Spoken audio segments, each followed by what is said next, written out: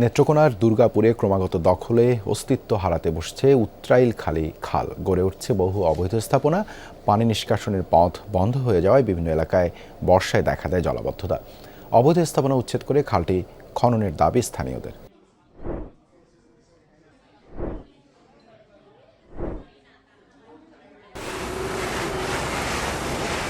নেত্রকোনার দুর্গাপুরের উত্রাইল বাজারে খাল আর সড়ক বিভাগের জায়গা দখল করে নির্মাণ করা হয়েছে তিনতলা এই ভবন। স্থানীয়রা জানায় বছর দশেক আগে উপজেলা আওয়ামী লীগের সাধারণ সম্পাদক শফিকুল ইসলাম ভবনটি নির্মাণ করেন। রাজনৈতিক পট পরিবর্তনের পর থেকেই পলাতক তিনি।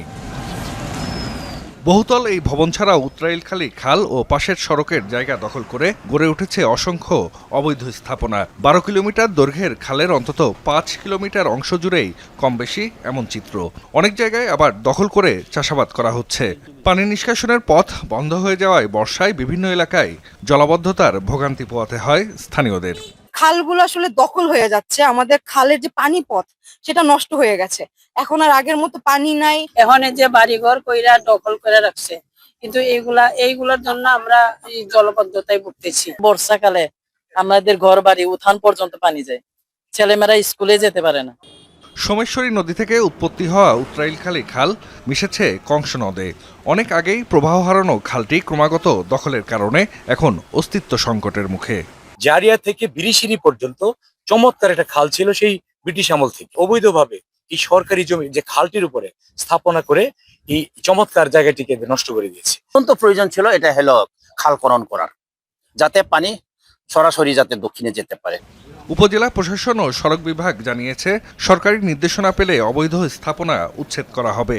এরই মধ্যে বিভিন্ন স্থানে অবৈধ স্থাপনাগুলো চিহ্নিত করার কাজও চলছে। অবৈধ স্থাপনা আছে, অতি শীঘ্রই আমাদের মাননীয় ভূমি পরিচালনা আছে, তার নেতৃত্ব এবং তার দিক নির্দেশনায় আমরা এই খালগুলো পুনরুদ্ধার করার চেষ্টা করব। এটা আমরা ইতিপূর্বে বিভিন্ন স্থাপনা যেগুলো আমাদের এতে পড়েছে সেগুলো চিহ্নিত করেছি।